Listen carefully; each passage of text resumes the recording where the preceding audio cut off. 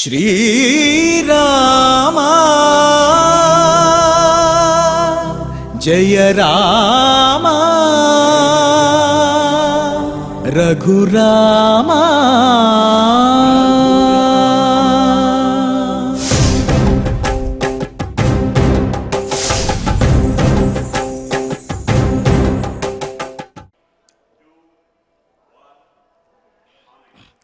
ओं नमो वेंकटेशाय। यद्यत्समुत्पन्नमनंत सृष्टौ उत्पत्स्यते यच्च भवच्च यच्च यदृश्यते स्थावर जंगमादौ त्वया विनातः परतः परस्त्वम्। ఓ రామచంద్ర, ఈ సమస్త చరాచర సృష్టిలో ఏదైతే ఉత్పన్నమై ఉన్నదో, ఏదైతే ఇప్పుడు ఉన్నదో, ఏదైతే ఉండబోచున్నదో భవిష్యత్తులో, దానంతటికీ కూడా కారణభూతమైనటువంటి వాడివి, అంతటా వ్యాపించినటువంటి వాడివి నీవే అయినప్పటికీ కూడా ఈ కనిపించేటటువంటి స్థావర జంగమాత్మకమైనటువంటి సృష్టి కంటే కూడా అతీతమైనటువంటి వాడువు, పరమైనటువంటి వాడవు, పరమునకే పరమైనటువంటి వాడవు, నీవు పరాత్పరుడవు, అన్నిటికీ కారణమైనటువంటి వాడు, జగత్కారణమైనటువంటి వాడివి నీవే అని స్వామిని కీర్తిస్తూ, మరి అటువంటి పరాత్పరుడైనటువంటి స్వామివారి యొక్క అనుగ్రహంతో, శ్రీవారి యొక్క అనుగ్రహంతో భక్తులందరూ కూడా సకల సంపదలతోటి తొలతూగాలి, సత్సంతానాభివృద్ధితోటి, అదేవిధంగా అన్యోన్య దాంపత్యముతోటి తొలతూగాలి, వర్ధిల్లాలి అనే ఆకాంక్షతో తిరుమల తిరుపతి దేవస్థానం వారు స్వామివారి సమక్షంలో నాద నీరాజనం మండపం నుండి శ్రీ వెంకటేశ్వర భక్తి ప్రసార మాధ్యమం ద్వారా నిర్వహిస్తున్నటువంటి శ్రీమద్ రామాయణం బాలకాండ పారాయణ కార్యక్రమం నేటికి 58వ రోజులో మనము ప్రవేశించాము. శ్రీ గురు ధ్యానం గురుర్బ్రహ్మ గురుర్విష్ణు గురుర్దేవో మహేశ్వర గురు సాక్షాత్ పరం బ్రహ్మ తస్మై శ్రీ గురవే నమః. శ్రీనివాస ధ్యానం శ్రీవేంకటాచలాధీశం శ్రియాధ్యాసితవక్షసం శ్రితచేతనమందారం శ్రీనివాసమహం భజే.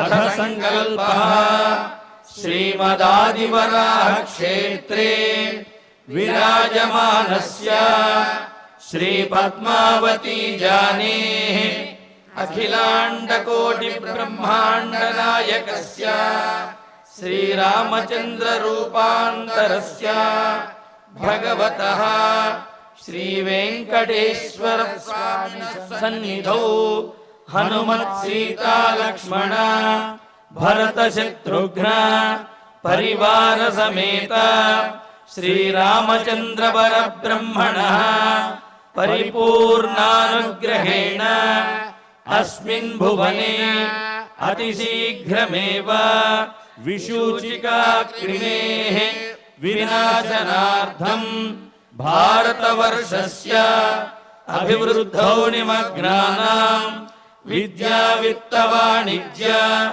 కృషి వైద్య వైజ్ఞానిక దేశ రక్షణాదిరంగేషు విద్యమానానాం ఆస్తిక మహాజనానాం సర్వేషాం సకుటుంబానాం ఆయురారోగ్యైశ్వర్య సద్బుద్ధి ఇత్యాది సర్వశుభఫల ప్రాప్త్యర్థం తేషాం సర్వతోముఖాభివృద్ధి ద్వారా శ్రీరామరాజ్యస్య పునర్వ్యవస్థాపనార్థం అనూఢానాం శీఘ్రమేవ వివాహసిద్ధ్యర్థం దంపతీనాం అనుకూల దాంపత్య సిద్ధ్యర్థం సంతానార్థినాం శీఘ్రమేవ సత్సంతాన ప్రాప్త్యర్థం తతః పితృదేవతా ప్రీత్యర్థం గో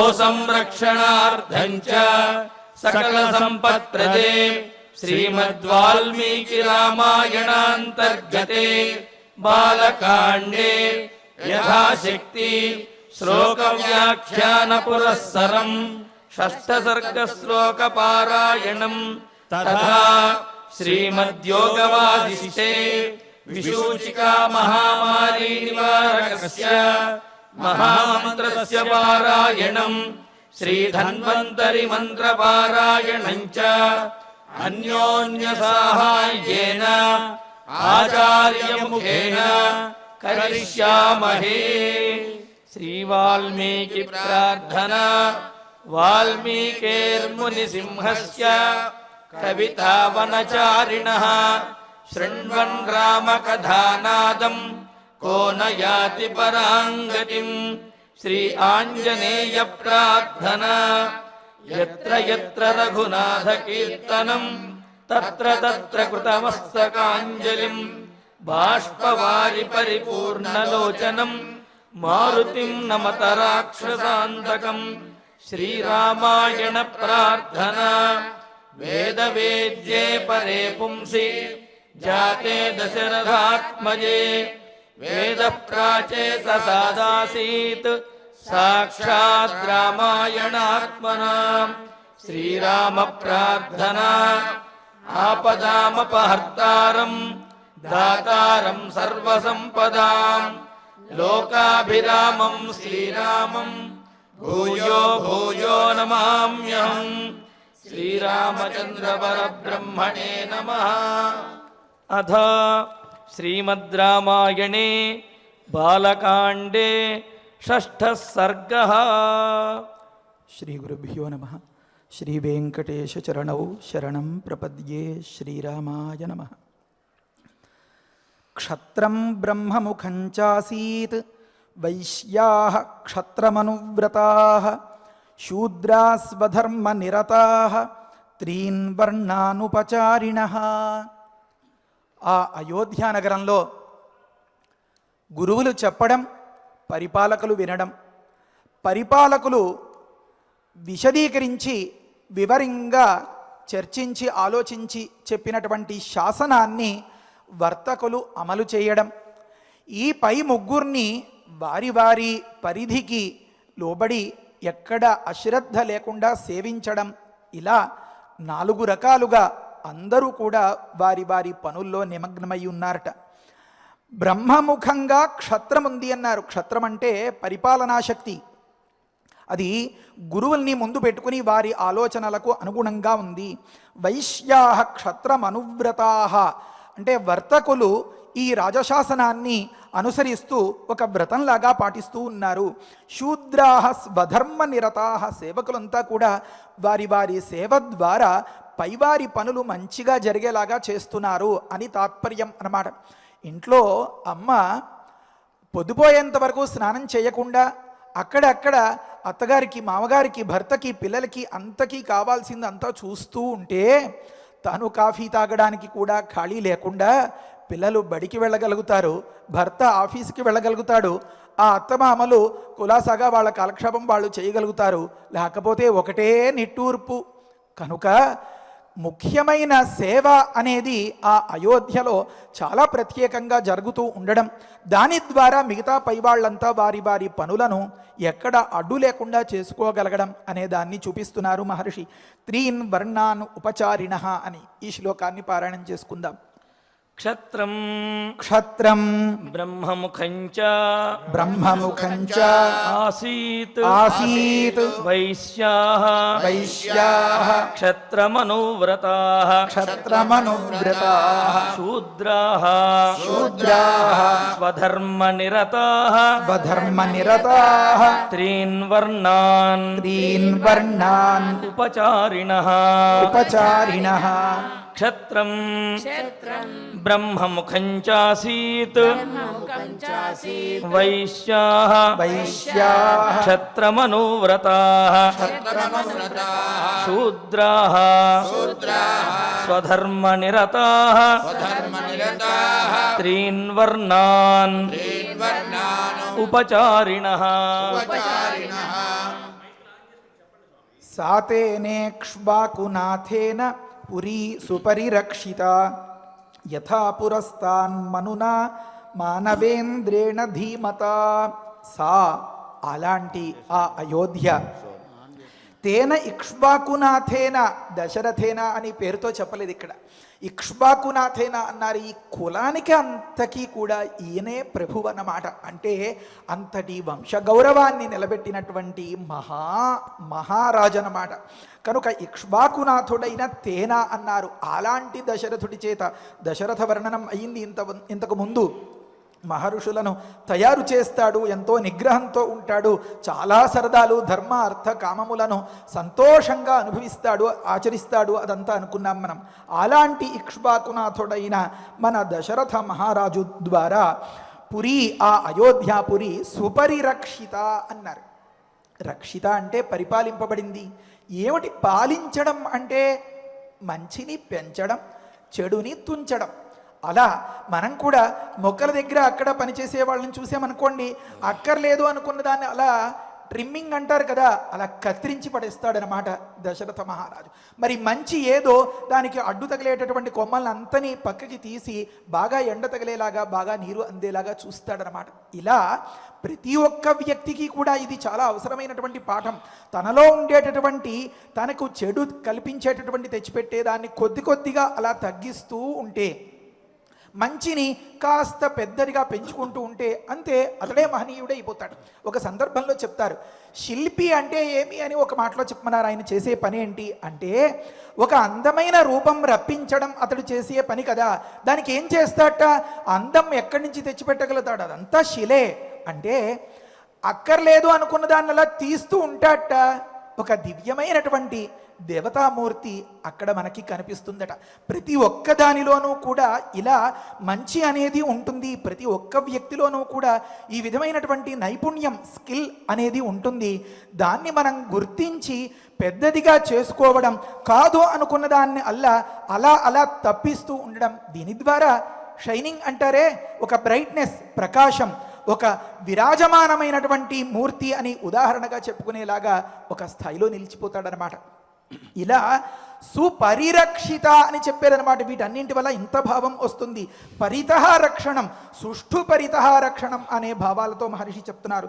సుపరిరక్షిత ఉదాహరణ ఏమండి అంటే, యథా పురస్తాన్ మనునా మానవేంద్రేణ ధీమత అన్నారు.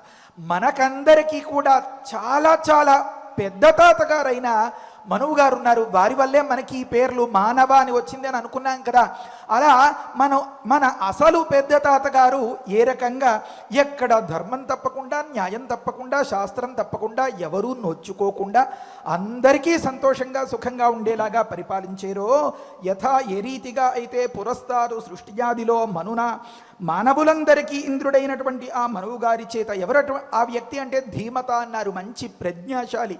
అలాంటి వ్యక్తితో పరిపాలించబడినట్లుగా ఈనాటికి అదే తీరుగా ఉందన్నమాట. కొన్ని కుటుంబాల్లో గమనిస్తే మీకు తెలుస్తుందండి, ఇంత మంచి అలవాట్లు ఏంటండి, ఇంత క్రమశిక్షణ ఏంటండి, ఈ పద్ధతులన్నీ ఇవన్నీ మా పెద్దలు అలవాటు చేసినవండి అని చెప్తారు. అంటే తూచా తప్పకుండా తన పరంపరాగతమైన ఆ వరుసగా తను నేర్చుకున్నటువంటి ఆ విషయాల్ని అలా పాటిస్తూ వెళ్ళిపోతూ ఉంటే ఒక గడియారములులాగా అలా తిరిగిపోతూ ఉంటుంది. ప్రపంచానికి అంతకి సమయం చెప్పగలుగుతుంది ఆ వ్యక్తిత్వం.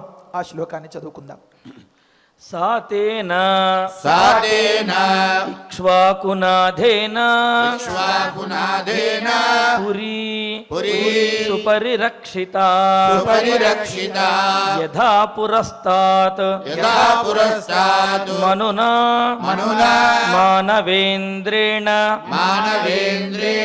ధీమతా సాతేన ఇక్ష్వాకునాథేన పురీ సుపరిరక్షిత యథా పురస్తాన్ మనునా మానవేంద్రేణ ధీమతా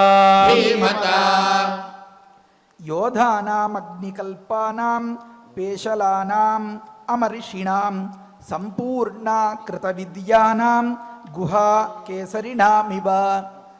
ఇక్కడి నుంచి మొదలుపెట్టి మహారాజుకి ముఖ్యంగా ఉండాల్సినటువంటి 3 బలగాల్ని చెప్తున్నారు. ఒకటి సేన, పదాతి దళం. ఇంకొక సేన ఆశ్విక దళం తరువాతి శ్లోకంలో. ఇంకొక సేన గజబలం, అది తరువాతి శ్లోకంలో. అయితే మరి చతురంగ సేన అంటారు కదండి అని అనుకుంటున్నారేమో. మహర్షి ఏది అతిగా చెప్పి మనకు పరీక్ష పెట్టడనమాట సహనానికి. ఇంతకుముందు అతిరథ మహారథ అనే పేర్లతో చెప్పుకున్నాం కదా.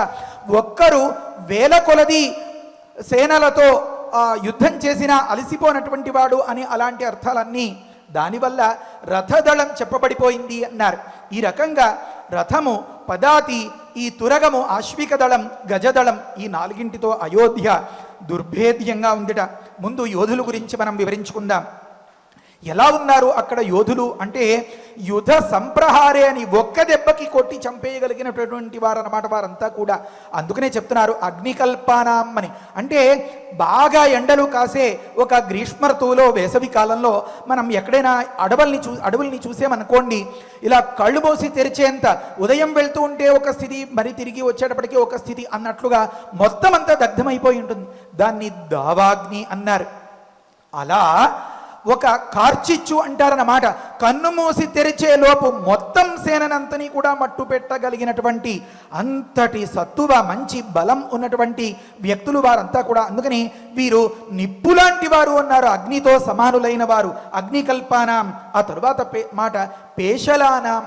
వీరంతా కూడా అకుటీలురు అకుటీలురు అన్నమాట. వీళ్ళంతా కూడా ఏకాస్త కౌటిల్యం లేనివారు. ఇది ఒక అర్థం. ఇంకొక అర్థం ఏమి, యుద్ధం చేయడంలో చాలా నిపుణులు అన్నారు. అంటే రాజుకి ఈ సైన్యం, పదాతి దళం అన్నది చాలా ముఖ్యం అన్నమాట. ఎందుకని, ప్రతి వ్యక్తి దగ్గరికి వచ్చి వీడు నాకు సహకారం చేస్తున్నాడా, అవతల వ్యక్తితో కుమ్మక్కైపోయి ఉన్నాడా అని ఎలా చూసుకోగలుగుతారు? అలా చూసుకోలేరు. ఆ పరిస్థితుల్లో జయాపజయాలు తలకిందులైపోయే ప్రమాదం ఉంటుంది. కనుక ఏ విధమైనటువంటి కుటిలత్వము లేకుండా అకుటిలూరుగా ఉండాలన్నమాట అక్కడి సేనలంతా కూడా. అలా ఉన్నారు వారు. ఇంకొక అర్థం చెప్పారు, ఇంతటి వీరత్వంతో, ఇంతటి అజేయమైనటువంటి పోరాట పటిమతో కనిపించిన వారిని చూస్తే మహర్షికి ఇలా అనాలని అనిపించింది, పేషలానాం.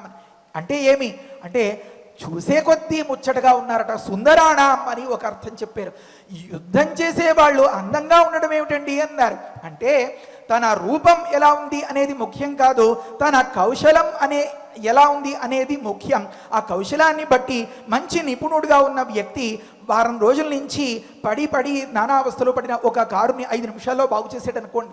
మనం చాలా అవస్థపడిపోయే ఆ కంప్యూటర్ని 3 సెకండ్లో అతను దిద్దగలిగి, ఏదో ఆ సాఫ్ట్వేర్ హార్డ్వేర్ దీని అంతని మళ్ళీ మీరు ఉపయోగించుకోండి అని చెప్పాడు అనుకోండి, అబ్బా అనిపిస్తుంది మనకు ఒక్కసారి అతన్ని చూసేటప్పటికి. అలా వీళ్ళ యొక్క ఈ యుద్ధ పటిమతో మహర్షికి అలా కనిపించారు కాబోలు సుందరాణం అనే అర్థం వచ్చేలాగా ఆ మాటను ఉపయోగించారు. ఆ తరువాత అమర్షిణాం అన్నారు. వీళ్ళు చూడ్డానికి ఇంత మెచ్చుకునేలాగా ఉన్నా ఏకాస్త సహించబోరు తేడా వస్తే అన్నారన్నమాట. అంటే పరులు ప్రయోగించినటువంటి ఒక అవమానాన్ని కానీ లేకపోతే ఒక కష్టాన్ని కానీ తన రాజుకి ఎంత మాత్రం కూడా చేరకుండా అడ్డుకుని అక్కడే తుంచేసేవారన్నమాట. ఏమాత్రం సహించని వారు అని దానికి తాత్పర్యం. ఆ తరువాత సంపూర్ణ కృత విద్యానాం, ఇలాంటి వారందరితో కూడా సంపూర్ణంగా నిండుగా ఉంది ఆ అయోధ్య అని. వీరంతా కూడా కృత విద్యులు. ఒక్కొక్క మాట ఎంత పరిశీలించినా సరే ఇంకా భావం ఉండిపోతుందేమో అనిపించే భయం వేస్తూ ఉంటుంది. ఇంత గొప్పగా చెప్పారు, వీరు చాలా బాగా యుద్ధం చేస్తారు, మంచి కౌశలంతో ఉన్నారు, నిప్పులాంటి వారు, ఒక కార్చిచ్చు వనాన్ని దహించేసినట్లుగా శత్రువనాన్ని దహించేయగలరు అని చెప్పారు కదా. వీరందరిలోనూ కూడా గొప్ప గొప్ప వృత్తి నైపుణ్యం ఉందట. ఏమని ఎందుకు చెప్పాల్సి వచ్చింది ఆ మాట అంటే, కృత విద్యానాం అన్నారు. వారి వారి ప్రత్యేకములైనటువంటి అభిరుచుల్ని పట్టుకుని మంచి శిక్షణను ఇప్పించేరట దశరథ మహారాజు. కనుక సుశిక్షితములైనటువంటి విద్యలను నేర్చుకుని వాటితో విరాజిల్లుతున్నారు కనుక వారందరినీ కూడా కృత విద్యులు అని మహర్షి మనకి ఉపదేశం చేస్తున్నారన్నమాట. ఇలాంటి వారితో ఉన్న ఆ అయోధ్యను ఒక్కసారి పైనుంచి చూస్తే మనకు కనిపిస్తోంది. లోపల నుంచి చూస్తే తెలుసుకోవాల్సినటువంటి విషయం. ఈ విషయం సైనికుల గురించి తెలియాలంటే మనం పైనుంచి చూడాలి. చెప్పబోయే ఉదాహరణ తెలియాలంటే గుహలోకి వెళ్ళి చూడాలి. మీరు నేను చెప్పేదాన్ని బట్టి చూడండి కానీ ఎప్పుడు వెళ్ళకండి సుమా. గుహ కేసరినామివ అన్నారు.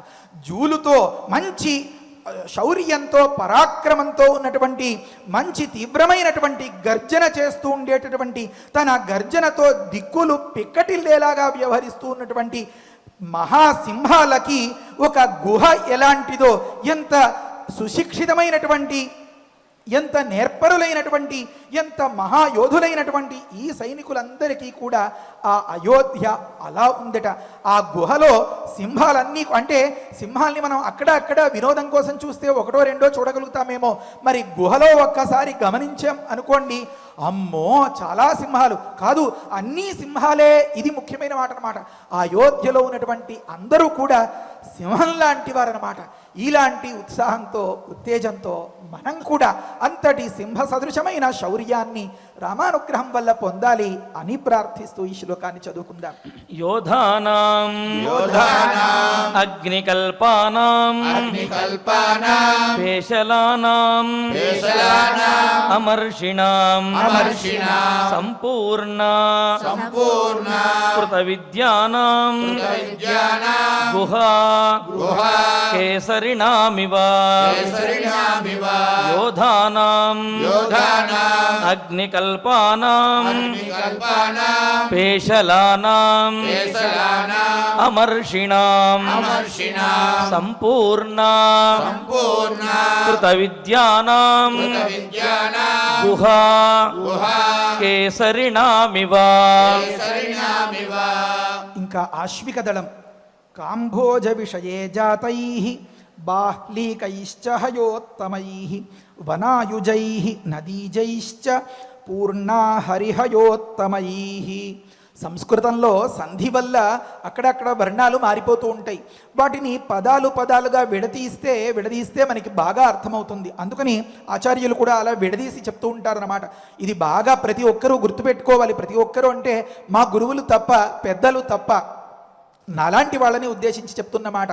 సంహిత అంటే సంధి ఒకే పదంలో విడదీయకూడదు. ఇది ఎట్టి పరిస్థితుల్లో శాస్త్రీయం కాదు. కానీ తెలుసుకునే వాళ్ళకి అంతంత పాఠాలు చెప్పలేరు కనుక విడివిడిగా పలికి దాని ద్వారా ఓహో ఇక్కడికి ఒక పదం అనిపించేలాగా చెప్తూ ఉంటారు ఆచార్యులు. లెక్క ప్రకారం ఒక ఫ్రేమ్లో, అంటే ఒక సమాసంలో ఉన్న సందర్భంలో దాన్ని విడదీయకుండానే చదువుకోవాలి అన్నమాట. సంహిత ఐకపదే నిత్యా ధాతూపసర్గజోహో అని అక్కడి శాస్త్రం. సరే, ఇక్కడ ప్రకృతంలో ఏమనుందంటే గుర్రాలకి కొన్ని ప్రాంతాలు చాలా సుప్రసిద్ధాలు. ఆ సుప్రసిద్ధాలైనటువంటి ప్రాంతాల్లో ఉండే ఆ విలువైన మణుల్లాంటి గుర్రాలన్నింటినీ సేకరించి పెట్టుకున్నారట దశరథ మహారాజు. కొన్ని రకాల గుర్రాలు కాంభోజ విషయే అన్నారు. విషయము అంటే ఇక్కడ ప్రదేశం, ఆ ప్రాంతంలో జాతములుట, పుట్టినవి అట. అంటే ఒక సందర్భంలో వివరణలో చెప్తారు, ఆధునిక చరిత్రను పరిశీలిస్తే తెలుస్తుంది. ఏమనంటే ఇప్పుడు టర్కీ అని వ్యవహరించుకునేటటువంటి ప్రదేశం ఏదో అది ఒక రకమైనటువంటి మేలుజాతి గుర్రాలకి స్థావరమట. అక్కడ పుట్టినటువంటి గుర్రాల్ని సేకరించారు మహారాజు. ఆ తరువాత బాహ్లీకైశ్చ హయోత్తమై అన్నారు. ఉత్తమములైనటువంటి హయములు అన్నారు. హయగతవు అంటారు. వేగంగా గమనం చేసేటటువంటివిట ఆ గుర్రాలు. అవి బాహ్లీకై అన్నారు. దీన్ని కూడా చరిత్రకారులు చెప్తారు. బాల్క్ అని ఒక ప్రదేశం ఉంది. ఆ ప్రదేశం గుర్రములకు చాలా ప్రసిద్ధము. ఆ ప్రసిద్ధమైన క్షేత్రం నుంచి పుట్టినవి కొన్ని అని. ఆ తర్వాత వనాయుజై అని ఒక మాట చెప్పారు. దీన్ని కూడా చెప్తారు. అరేబియా అనే ప్రాంతం ఈ గుర్రాలకి చాలా ప్రసిద్ధమట. అక్కడ ఒక రకములైనటువంటి గుర్రాలని చాలా మెచ్చుకొని చెప్తూ ఉంటారన్నమాట. అక్కడ వనాయు ఆ ప్రాంతములో పుట్టినటువంటి గుర్రాల్ని సేకరించారు మహారాజు. ఆ తర్వాత నదీజై అన్నారు. ఇది మన శ్రద్ధకి, మన అవధానానికి, మనకి ఎంత సామాజిక జ్ఞానం ఉంది అనే దానికి ఒక పరీక్షలాగా ఉంటుంది. మహర్షి ఇంకొంచెం వివరంగా చెప్పొచ్చు కదా. కొన్ని సందర్భాల్లో చాలా విస్తారంగా చెప్తారు, కొన్ని సందర్భాల్లో బుద్ధికి పరీక్ష పెడుతూ చెప్తారు. ఇక్కడ గుర్రముల గురించి మాట్లాడుకుంటున్నాం కనుక అది కూడా రాజుగారి దగ్గర ఉండేటటువంటి ఆశ్విక సేన కనుక ఎక్కడి అశ్వాలైతే గొప్పగా ఉంటాయి, ఎన్ని రకాల అశ్వాలు ఉన్నాయి అంటే 3 రకాలని ఇంతకుముందు చెప్పేశారు కనుక ఇంకొక రకం మిగిలి ఉంది కనుక ఆ రకం ఏదో ఆలోచిస్తే ఇప్పుడు నది అన్నదానికి గోదావరి తీరం అందామా, కృష్ణా తీరం అందామా, గంగా తీరం అందామా అని అంటే అక్కడ సమాధానం దొరుకుతుంది సింధు నదీ తీరం అని. సింధు నదీ తీరం అంటే వివరణలో చెప్తారు ఒక పాకిస్తాన్ ప్రదేశం ప్రస్తుతం వ్యవహారంలో ఉన్నది అని చెప్తారు. అక్కడ పుట్టినటువంటి గుర్రాల్లో ఒక రకమైనటువంటి మహాశక్తి ఉంటుంది. అలాగా రకరకాల ప్రాంతాల్లోంచి ఏరి తెచ్చినటువంటి రత్నాల్లాంటి ఆ గెలుపు గుర్రాలన్నింటితోనూ పూర్ణ నిండుగా ఉంది ఆ అయోధ్యలో ఆ ఆశ్విక దళం. వీటికి ఆఖరిగా ఒక మాట చెప్పారు. మహర్షికి ఎంతో చెప్పాలని కొద్దిగాలోనే చెప్పాలి. ఎందుకని 8 అక్షరాలతో ఒక్కొక్క పాదం పెట్టేసి అలా అలా చెప్పేయాలి. కానీ చెప్పిన దాన్ని తలచి తలచి మరిచిపోలేనంతగా ఉండేలాంటి భావాల్ని ఆలోచించి మనం ఆనందించాలి అని ఒక మంచి అభిప్రాయం అన్నమాట. ఒక మాట చెప్పారు, హరిహయోత్తమై అంటే హరిహయములకు వలే ఉత్తమములైనవి అని, హరిహయవతు ఉత్తమా అని అక్కడ వివరం అన్నమాట. హరి అంటే ఏమి అంటే 2 అర్థాలు చెప్తారు. రోహితేనత్వాగ్నిర్దేవతాంగమయతు హరిభ్యాంత్వేంద్రో దేవతాంగమయతు ఏతశేనత్వా సూర్యో దేవతాంగమయతు అని ఉంది వేదంలో. ముచ్చటగా 3 రకాలైన గుర్రాలు ఉన్నాయి దేవతలకు సంబంధించినవి. అందులో రోహితము అనేది అగ్నిదేవుడి యొక్క గుర్రమట. హరి అనేవి 2 గుర్రాలు, అవి దేవేంద్రుడి యొక్క గుర్రాలట. మరి ఏతశము అనేటటువంటి ఒక గుర్రం, ఇది సూర్యుడి యొక్క గుర్రం అట. ఇందులో అగ్ని గుర్రం యొక్క లక్షణాల్ని మిగతా 3 మనం పరిశీలించేస్తే మిగతా 2 లక్షణాలు మనకి తరువాయి ఉండిపోతాయి అన్నట్లుగా ఈ వివరం చెప్తున్నారు. ఏమనంటే ఈ 3 దేవతల యొక్క అశ్వముల వంటివి ఈ అశ్వములు అంటే దేవతాశ్వములతో సమానమైనవి అని చెప్పడం తాత్పర్యం. అక్షరాలు పొదుపు మహర్షికి ఎంత పొదుపు అంటే ఒక్క మాటలోనే రామాయణ అన్న దానిలో మొత్తం అన్ని అర్థాలు చెప్పేస్తారు.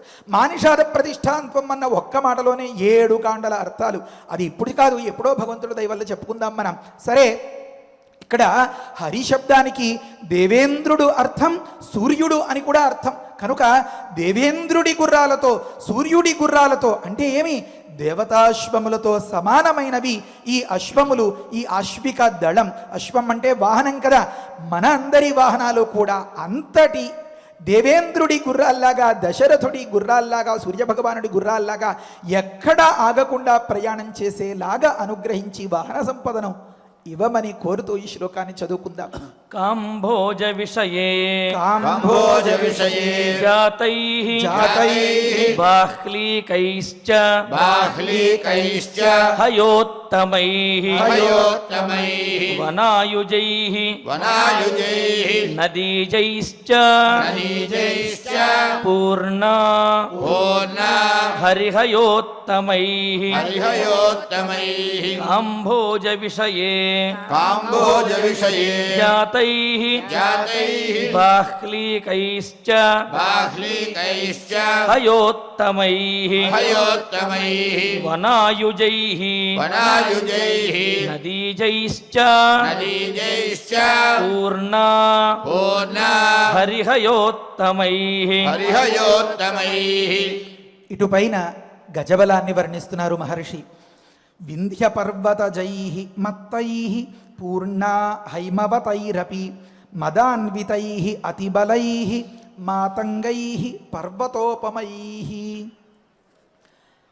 వింధ్య పర్వతం ఒక రకములైనటువంటి గజములకు చాలా ప్రసిద్ధి అట. అక్కడ పుట్టినటువంటి గజ సంపదను రప్పించారు మన దశరథ మహారాజు. వింధ్య పర్వత ముందు పుట్టిన మత్తములైన చాలా మదించి ఉన్నటువంటి గజములతో పూర్ణ, మాతంగ శబ్దానికి గజం అని అర్థం, ఆ అయోధ్య. ఇంకొక ప్రాంతం హైమవతై అన్నారు. హిమవత్ పర్వతం ఒక రకమైనటువంటి గజ సంపదకు పుట్టినిల్లట. అక్కడ పుట్టినటువంటి గజములతో ఈ అయోధ్య నిండుగా ఉంది గజబలం. తర్వాత మదాన్వితై అతిబలై మాతంగై పర్వతోపమై అన్నారు. ఇంకా తర్వాత ఒక 2-3 శ్లోకాల్లో ఈ గజబలంని చాలా ఏనుగంతగా పెద్దగా చెప్తున్నారన్నమాట మహర్షి. లోకంలో అంటుంటారు కదా, ఏనుగంత అని ఆకారంలోనూ బలంలోనూ కూడా ఏనుగుతో పోలుస్తూ ఉంటారు. సరే, ఇవి మదముతో ఉన్నాయి అన్నారు, కనుకనే అతి బలంగా ఉన్నాయి అన్నారు. మిక్కిలి పరాక్రమం, బలం అన్నమాట. ఇవి ఇంతవరకు శక్తిని చెప్పడానికి 2 మాటలు అన్నమాట. మరి ఆకారాన్ని చెప్పడానికో పర్వతోపమై, వాటి పక్కన నిలబడితే ఏనుగు పక్కన నిలబడ్డామా కొండ పక్కన నిలబడ్డామా అనిపించేలాగా ఉన్నాయిట అవి. ఈ శ్లోకాన్ని చదువుకుందాం.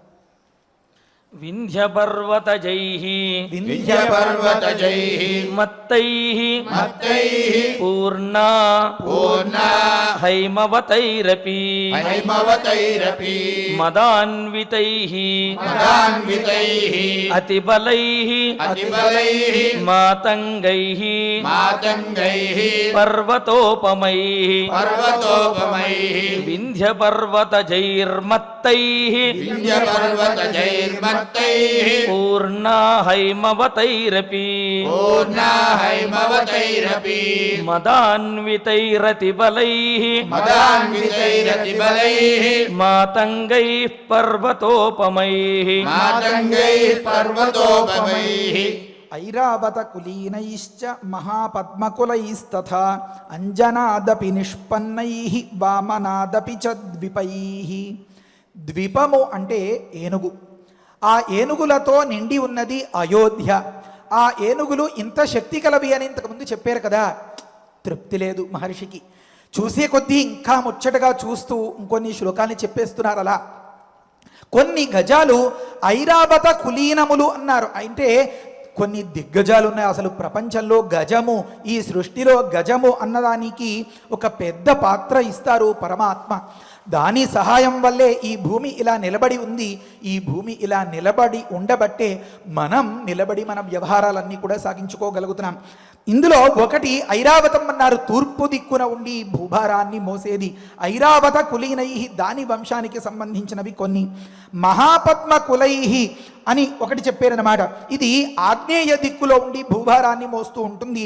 దానికి సంబంధించిన ఆ విత్తనం అన్నమాట, ఆ బీజాన్ని నుంచి ఏర్పడినవి అన్నమాట కొన్ని. అంజనాదపి నిష్పన్నై అన్నారు. తూర్పు ఆగ్నేయం, దక్షిణం వాయవ్యం, పడమర అన్నమాట.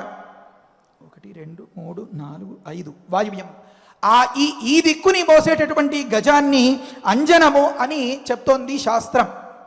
ఇలాంటి వాటితో నిష్పన్నములైనవి. తర్వాత వామనము అని ఒకదాన్ని చెప్పారు. ఇది ఒక దిగ్గజం.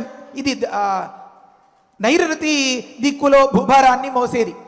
అంటే చెప్పాను కదా, మహర్షి ఒక్కొక్కసారి చెప్పేవారికి కూడా పరీక్ష పెడుతూ ఉంటారు అని. ఇక్కడ అపిశబ్దాన్ని చశబ్దాన్ని ప్రయోగించి మహర్షి శ్లోకాన్ని మాత్రం ఈ కాస్తలో పూర్తి చేసేయాలి, మనకి కూడా ఒక గడువు కదా, గడువు లోపల పూర్తి చేసేయాలి అని. కానీ అన్నీ తలుచుకునే కొద్దీ తెలిసే కొన్ని భావాలు, అది మన ఆలోచనలకే మహర్షి విదిలేసినట్లుగా, మీ ఆలోచనకి నేను విడిచిపెట్టేసినట్లుగా మహర్షి అలా కొన్ని విడిచిపెట్టేస్తూ ఉంటారన్నమాట. ఈ అపిశబ్దం వల్ల చశబ్దం వల్ల ఏం తెలిసింది అన్నారు. మిగతా దిగ్గజాలని కూడా గుర్తుపెట్టుకుని అక్కడ నిఘంటువుల్లో చదువుకుని అర్థం చేసుకోవయ్యా అని జవాబు చెప్పారు. ఏమా మిగతా దిగ్గజాలు అంటే ఐరావత పుండరీక, వామనః కుముదో అంజనః, పుష్పదంత సార్వభౌమః, సుప్రతీకశ్చ దిగ్గజాః అని చెప్తారు. తూర్పున ఐరావతం, ఆగ్నేయంలో పుండరీకం, దక్షిణంలో వామనం, నైరుతి దిక్కులో కుముదము, పడమర దిక్కులో అంజనము, వాయువ్య దిక్కులో పుష్పదంతము, ఉత్తర దిక్కులో సార్వభౌమము, ఈశాన్య దిక్కులో సుప్రతీకము అని 8 దిగ్గజాలు. దిక్కులలో ఉండే గజాలు కనుక దిగ్గజాలు. లోకంలో ఎవరినైనా గొప్పగా పోల్చాలంటే కూడా దిగ్గజాల్లాంటి అని పోలుస్తూ ఉంటారు. అలాంటి దిగ్గజాలు మోస్తూ ఉంటే ఈ భూమి ఇలా ఉంది అనుకున్నాం కదా. అలాంటి దిగ్గజాల వలన మోయబడి మనకు ఏ కష్టం లేకుండా నడిచిపోయేలాగా ఉన్న స్వరూపాలు ఏవో, ఆ శక్తి ఏదో అంతటి శక్తితో అజేయంగా ఉన్నది మన దశరథ మహారాజు యొక్క ఆ గజ బలం అనేది అని చూపిస్తూ, అలాంటి గజబలంతో నిండినటువంటిది కనుక అది అయోధ్య అని, అందుకనే అది అయోధ్య అంది అని పిలువబడుతోంది అని ఇదంతా తర్వాతి శ్లోకాల్లో వర్ణిస్తారన్నమాట. శ్లోకాలు అయిపోయాయి కదా, ఇంకా సమయం మిగిలిపోయింది, ఏం చెప్తామా అని అనుకుంటున్నారా? మనం ఏం చేస్తున్నాం? రామోపాసనం చేస్తున్నాం. ఎలా చేస్తున్నాం? రామకథను చెప్పుకుంటూ చేస్తున్నాం. ఆ రామకథను ఇంకొంచెం ముచ్చటగా, ప్రసాదం తింటూ ఉంటే మధ్యలో జీడిపప్పు వస్తుంది కదా, పటికి బెల్లం వస్తుంది కదా, అలా చెప్పుకుని ముగించుకుందాం. శ్రీరామచంద్రుడు చెప్పలేనంత కరుణ, చెప్పలేనంత ఊహించలేనంత ప్రేమ ఎవరి మీద? తన ఇల్లాలి మీద. తన ఇల్లాలి మీద అంత ప్రేమతో, అంత సంతోషంతో ఉన్న ఆ శ్రీరాముడు అంటే సీతారాముడు, మన శ్రీ సీతారాముడు మనకి సకల మంచి ఫలితాల్ని ఇవ్వాలి అని ఒక తాత్పర్యం. పెద్దలు అందించారు మనకి. శ్రీరామచంద్ర శ్రిత పారిజాత సమస్త కళ్యాణ ఏం స్వామి గుణాభిరామ సీతాముఖాంభోరుహ చంచరీక. పాయసం పట్టిస్తుంటే పిల్లవాడు గుటకలేసేస్తున్నట్లుగా ఉంది. తరువాతి మాట తట్టే లోపు ముందు భావం పూర్తయ్యే లోపు తర్వాత మాట తట్టదు కదా, ఈ భావమే పూర్తి కావట్లేదు. ఆయన పేరేమి? శ్రీరామచంద్రుడు. అందరినీ సంతోషపెట్టేవాడు. రామ అంటే చాలు. సిరిగల రాముడు శ్రీరాముడు. అంతేకాదు, మనం ఎంతో కష్టాల్లో ఉండి కొన్నిసార్లు దండం పెట్టుకోలేకపోయినా, కొన్నిసార్లు ఒక మాదిరిగానే దండం పెట్టుకుని వదిలేసిన, ఎప్పుడు పున్నమి చంద్రుల్లాగా వెన్నెలనే ఇస్తాడు కనుక శ్రీరామచంద్రుడు. అలాంటి వాడికి ఏమి పని అంటే ముఖ్య కర్తవ్యం శ్రిత పారిజాత. ఆయన్ని ఆశ్రయిస్తే చాలు, తీసుకో పట్టుకుపో, తీసుకో పట్టుకుపో, ఇదే మాట అన్నమాట. ఏమడిగితే కూడా, ఎంత అడిగితే కూడా, అడిగిన దానికంటే కూడా అదనంగా ఇచ్చేవాడు. ఇచ్చేవాడికి ఏముండాలి అంటే అడిగిన వాడికి ఇవ్వాల్సిన వాటికంటే కూడా అదనంగా ఉండాలి. అప్పుడే కదా ఇవ్వగలుగుతాం. మన దగ్గర 1000 రూపాయలు ఉంటే 100 ఎందుకు ఇస్తాం? 1000 ఇచ్చేస్తే రేపు పొద్దుట వస్తుందో రాదో. ఆ స్వామికి సిరికి కొదవ, సంపదలకి కొదవ కనుక లెక్క పద్దు రాసుకోవలసిన అవసరం లేదు. శ్రిత పారిజాత కనుకనే సమస్త కళ్యాణ గుణాభిరామ. ఇది అది అని ఎంచలేనంతగా సకలములైనటువంటి మంచి గుణములతో అభిరామ అన్నారు. నిరవధిక భోగ్య స్వరూప. ఆ సంస్కృతం మాట అనేస్తేనే కానీ తృప్తి ఉండదు. మనం ఎంత అనుభవించినా సరే ఇంకా తీరని, ఇంకా రసం, ఇంకా ఆనందం, ఇంకా అమృతం అక్కడ ఉండనే ఉంటుందన్నమాట. విచిత్రం ఏంటంటే లోకంలో తాగాలి అనుకునే వాడికి దాహం ఉండాలి, తినాలి అనుకునే వాడికి ఆకలి ఉండాలి. ఒక సందర్భంలో చెప్తారు, యావత్ క్షుదస్తి జఠరే జరఠ పిపాస తావత్ సుఖాయ భవతః నను భక్ష్యపేయే అని. చాలా ముఖ్యమైన మాట. లోపల ఆకలి వేసినంత వరకు అమ్మ పెట్టేది చాలా రుచిగా ఉంటుంది. తినగా తినగా గారెలు కండ్రెక్కేస్తాయి. పెద్ద ఏం బాగలేదు, ఏదో మాదిరిగా ఉంది అంటాడు. టిఫిన్ ఎక్కడో బయట ఫ్రెండ్స్ పెట్టేస్తే తినేసి వచ్చేసిన వాడు అమ్మ పెడితే ఏం నచ్చుతుంది? నచ్చదు. ఆకలి వేసేటప్పుడు అమ్మ చాలా బాగుంది వేళ అంటాడు. నిన్న వండిందే రాత్రి చేసింది ప్రొద్దున పెడితే ఇప్పుడు బాగుండడం ఏమి, నిన్న బాగోపోవడం ఏమి? ఆకలి లేదు ఇప్పుడు. ఇప్పుడు రామకథను తాగే వాళ్ళకి, వినే వాళ్ళకి, ఆస్వాదించి ఆరగించే వాళ్ళకి ఆకలి లేదు, దప్పిక లేదు. దాహం లేకపోయినా సరే చాలా రుచిగా తాగడం అన్నది కేవలం రామ కథామృత రసం దగ్గరే. ఆకలి ఉండదు, దప్పులుండవు అని చెప్తారన్నమాట. అయినా సరే ఇంకో పెద్ద విచిత్రం, ఒకవేళ నిజంగా ఆకలేసింది అనుకోండి, తింటున్నాం అనుకోండి, కొంతవరకు తిన్నాక ఇంకా చాలు అనిపిస్తుంది. ఆకలి లేకుండా తినే కొద్దీ తినాలనిపించి పొట్ట చెక్కలయ్యేలాగా తిన్నా కూడా ఇంకా కావాలి అని కొంచెం పళ్ళెం ముందుకు తోసి చిటికలేసి, అంటే పిలిచే ఖాళీ కూడా లేదన్నమాట, మాట రావట్లేదు పైకి, ఇంకొద్దిగా వడ్డించు అన్నట్లుగా ఉంటుంది శ్రీరామ కథామృత రసం. కనుక సమస్త కళ్యాణ గుణ అభిరామ అన్నారు స్వామి. తర్వాత మాట చంచరిక. ఇది చాలా ముఖ్యమైన మాట. ఇలాంటి రాముడికి ఇంత గొప్పతనం ఎందుకు వచ్చిందండి? ఆయన పనేమి అంటే, ఇంతకుముందు శ్రితపారిజాత అన్నాం కదా, అది బయట మనందరి దృష్టిలో. తెర వెనక అసలు రహస్యం ఇంకొకటి ఉందండి. ఏమి? సీతాముఖాంభోరుహ చంచరీక అని. సీతమ్మ వారు అనే ఒక పద్మం సూర్యుడు ఉదయించేటప్పటికీ ఇంతగా విరిసి విప్పారి ఉంటుందన్నమాట. అలా మన శ్రీరాముడు అనే ఊసొచ్చేటప్పటికల్లా ఇంత ముఖమైపోతుంది ఆ తల్లికి. కనుక సీతాముఖము అనే అంభోరుహం దగ్గర ఈయన చంచరీక అన్నారు. ఒక తొమ్మిదిలాగా ఉన్నట్ట. అంటే ఒక్కసారి మీరు చెరువు దగ్గరికి వెళ్ళి బాగా విరిసిన ఆ పద్మాన్ని చూడాలి. ఈ తుమ్మెద అనుకుంటూ దాని చుట్టూ అలా తిరుగుతుంటుంది. మీరు నన్ను అనుకరించడం కానీ నేను చెప్పే ప్రాక్టికల్ కానీ మనసులో పెట్టుకోకండి సుమా. మీ భావాలు మీవి, నాదేదో తెలిసి తెలియని మిడిమిడి జ్ఞానం. ఈషదీషద్ అనధీత విద్యజా అని ఒక సందర్భంలో చెప్తారు. ఒక్క నిమిషం.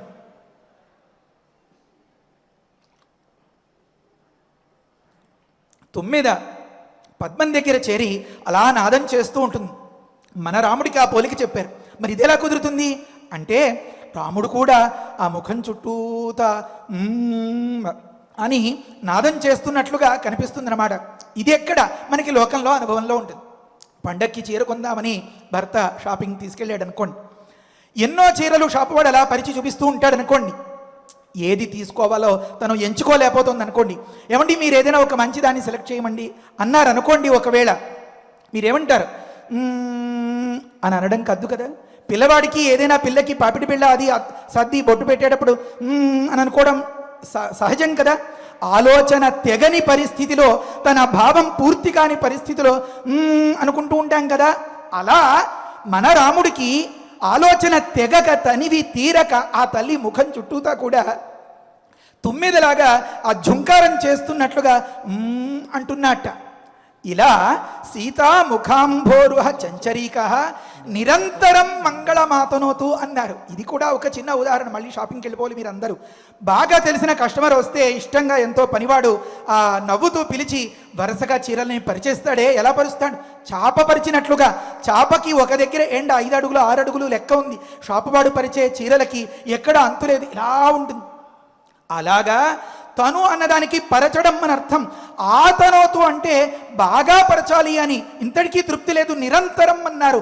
ఎడతెగక తన ఇల్లాలి ముఖము అనే పద్మాన్ని చూస్తున్న నీలమేఘశ్యాముడు కనుక తుమ్మెద వర్ణంలో ఉన్న మన శ్రీరాముడు తుమ్మెదలాగా ఝుంకారం చేస్తూ ఆ ముఖం చుట్టూ తానే తన చూపులని తిప్పుకుంటూ ఉపాసన చేస్తూ ఉండే సందర్భంలో తనను నిరంతరం ఉపాసనం చేసే తన వాళ్ళకి మంగళములను, శుభ ఫలితములను, ఆయురారోగ్యములను ఎడతెగక పరిచి ఉద్ధరించి రక్షించుగాక. హరయే నమః. స్వస్తి.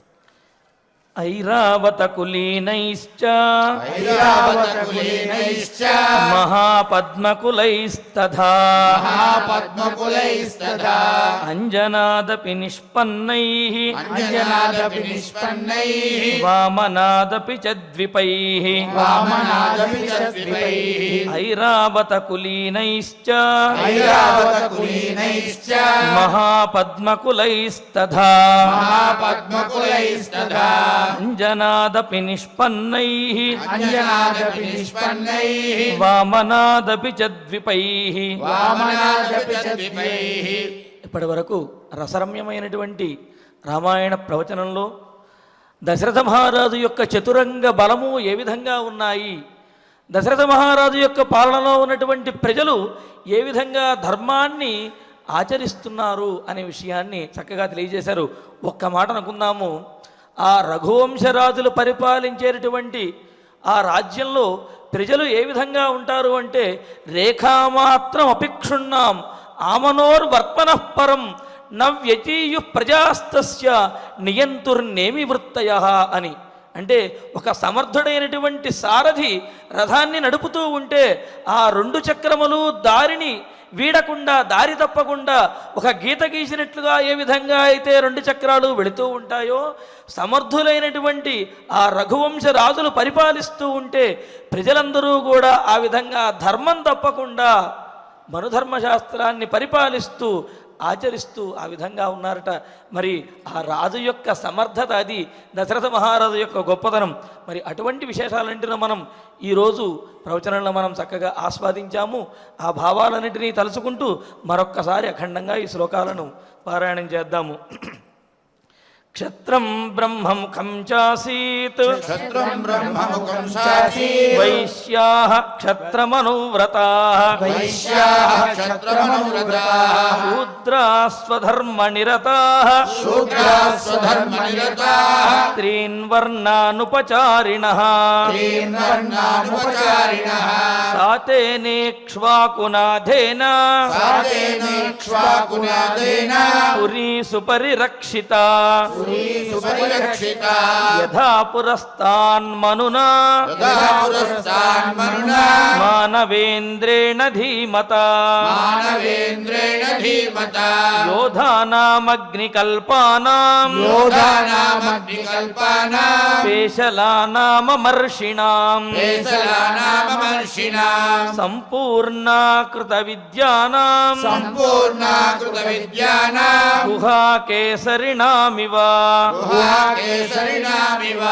కాంభోజ విషయే జాతైః బాహ్లీకైశ్చ హయోత్తమైః వనాయుజైర్నదీజైశ్చ పూర్ణా హరిహయోత్తమైః क्रमैः विन्ध्यपर्वतजैर्मत्तैः विन्ध्यपर्वतजैर्मत्तैः पूर्णा हैमवतैरपि पूर्णा हैमवतैरपि मदान्वितैरतिबलैः मदान्वितैरतिबलैः मातङ्गैः पर्वतोपमैः मातङ्गैः पर्वतोपमैः ऐरावतकुलीनैश्च ऐरावतकुलीनैश्च महापद्मकुलैस्तथा महापद्मकुलैस्तथा अञ्जनादपि निष्पन्नैः अञ्जनादपि निष्पन्नैः वामनादपि च द्विपैः वामनादपि च द्विपैः इत्यार्षे श्रीमद् रामायणे श्रीमद्रामायणे बालकाण्डे बालकाण्डे षष्ठसर्गे षष्ठसर्गे షట్శ్లోకాః శ్లోకాः ఫలశ్రుతి నుండి మంగళాంతము వరకు మనందరము కలిసి పారాయణ చేద్దాము. ఫలశ్రుతి కుటుంబ వృద్ధిం ధనధాన్య వృద్ధిం శ్రియశ్చ ముఖ్యా సుఖముత్తమం చ శ్రుత్వా శుభం కావ్యమిదం మహార్థం ప్రాప్నోతి సర్వాం భువి చార్థ సిద్ధిం. శ్రీరామచంద్ర పరబ్రహ్మణే నమః. అథ శ్రీమద్యోగవాసిష్ఠే ఉత్పత్తి ప్రకరణే ఏకోనసప్తతితమః సర్గః. శ్రీవసిష్ఠ ఉవాచ అథ వర్షసహస్రేణ తాం పితామహ ఆయయౌ దారుణం హి తపస్సిద్ధ్యై విషాగ్నిరపి శీతలః మనసైవ ప్రణమ్యైనం సా తథైవ స్థితా సతి కో వరః క్షుత్స్యమాయాలం ఇతి చింతాన్వితాభవత్. ఆస్మృతం ప్రార్థయిష్యేహం వరమేకమిమం విభుం అనాయసీ చాయసీ చ శ్యామహం జీవసూచికా అస్యోక్త్యాద్వివిధా సూచిః భూత్వా లక్ష్యా విశామ్యహం ప్రాణినాం సహ సర్వేషాం హృదయం సురభిర్యథా యథాభిమతమేతేన గ్రసేయం సకలం జగత్ క్రమేణ క్షుద్వినాశాయ క్షుద్వినాశః పరం సుఖం ఇతి సంచయంతయంతీం తాం ఉవాచ కమలాలయః. అన్యా దృశ్యాస్తథా దృష్ట్వా స్తనితా భ్రనవోపమం బ్రహ్మోవాచ పుత్రే కర్కటికే రక్షః కులశైలాభ్రమాలికే ఉత్తిష్టద్వంతు దుష్టోస్మి గృహాణాభిమతం వరం. కర్కట్యువాచ భగవన్ భూతభవ్యేశ శ్యామహం జీవసూచికా అనాయసీ చాయసీ చ విదేర్పయసి చేద్వరం. శ్రీవసిష్ఠ ఉవాచ ఏవమస్మితా ముక్త్వా పునరాహ పితామహః సూచికా సోపసర్గాత్వం భవిష్యసి విశూచికా సూక్ష్మయా మాయయా సర్వలోకహింసాం కరిష్యసి. దుర్భోజనా దురారంభాః మూర్ఖా దుస్థితయశ్చయే దుర్దేశవాసినో దుష్టాః తేషాం హింసాం కరిష్యసి. ప్రవిశ్యా హృదయం ప్రాణైః పద్మప్లీహాదిబాధనాత్ వాతలేఖాత్మికా వ్యాధిః భవిష్యసి విశూచికా. సగుణం విగుణం చైవ జనమాసాదయిష్యసి. గుణాన్విత చికిత్సార్థం మంత్రోయంతు మయోచ్యతే. బ్రహ్మోవాచ హిమాద్రేరుత్తరే పార్శ్వే కర్కటీ నామ రాక్షసీ విశూచికాభిధానాస నామ్నాప్యన్యాయవాధికా. తస్యాః మంత్రః ఓం హ్రీం హ్రాం హ్రీం రాం విష్ణుశక్తయే నమః. ఓం హ్రీం హ్రాం హ్రీం రాం విష్ణుశక్తయే నమః. ఓం హ్రీం హ్రాం హ్రీం రాం विष्णुशक्तये नमः। ॐ नमो भगवती विष्णुशक्तिमेनाम्। ॐ हर हर नय नय पच पच मध मध उत्सादय उत्सादय दूरे कुरु स्वाहा हिमवन्तं गच्छ जीवा सह सह सह चन्द्रमण्डलगतोऽसि स्वाहा। ॐ नमो भगवती विष्णुशक्तिमेनाम्। ॐ हर हर नय नय पच पच मध मध उत्सादय उत्सादय दूरे कुरु स्वाहा हिमवन्तं गच्छ जीवा सह सह सह चन्द्रमण्डलगतोऽसि स्वाहा। ॐ नमो भगवती विष्णुशक्तिमेनाम्। ॐ हर हर नय नय पच पच मध मध उत्सादय उत्सादय दूरे कुरु स्वाहा हिमवन्तं गच्छ जीवा सह सह सह चन्द्रमण्डलगतोऽसि स्वाहा। इति मन्त्री महामन्त्रम् न्यस्य वामकरोदरे मार्जये धातुराकारम् तेन हस्तेन संयुतः हिमशैलाभिमुख्येन विद्रुतां तां विचिन्तयेत् कर्कणीं कर्कशाग्रन्थाम् मन्त्रमुग्गरमद्विताम् आतुरं चिन्तयेश्चन्द्रे रसायनहृदि स्थितम् अजरामरणं युक्तं मुक्तं सर्वाधिविभ्रमैः साधको हि शुचिर्भूत्वा स्वाचान्तस्सु समाहितः क्रमेणानेन सकलां प्रोच्छिनद्दि विशूचिकाम् इति गगनगतः त्रिलोकनाथः गगनगसिद्धगृहीता सिद्धमन्त्रः गतः उपगतशक्रमन्यमानः निजपुरम् अक्षयम् आयम् उज्ज्वलश्रीः इति श्रीमद्योगवासिष्ठे उत्पत्तिप्रकरणे 59तमः सर्गः। अथ धन्वन्तरिध्यानम् अच्युतानन्त गोविन्द विष्णो नारायणामृत रोगान्मे नाशयाशेषान् आशु धन्वन्तरे हरे आरोग्यं दीर्घमायुष्यं बलं तेजो धियं श्रियं स्वभक्तेभ्योऽनुगृह्णन्तं वन्दे धन्वन्तरिं हरिं धन्वन्तरेरिमं श्लोकं भक्त्या नित्यं पठन्ति ये अनारोग्यं न तेषां स्यात् सुखं जीवन्ति ते चिरम्। ॐ नमो भगवते वासुदेवाय धन्वन्तरये अमृतकलशहस्ताय वज्रजलौकहस्ताय सर्वामयविनाशनाय त्रैलोक्यनाथाय महाविष्णवे स्वाहा। ॐ वासुदेवाय विद्महे सुधाहस्ताय धीमहि तन्नो धन्वन्तरिः प्रचोदयात्।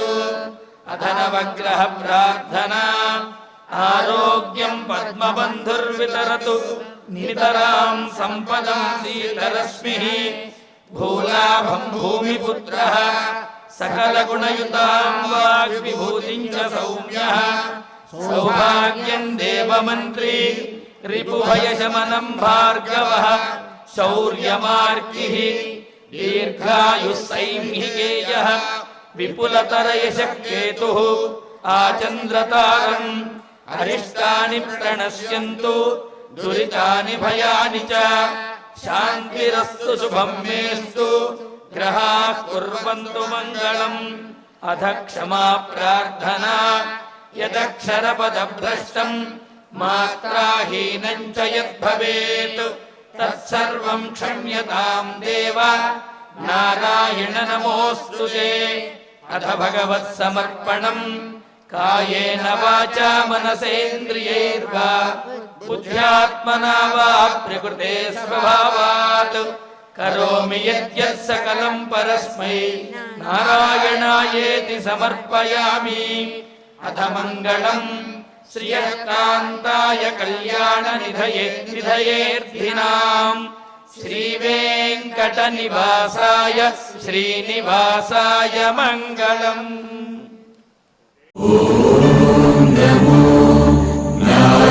నారాయణాయ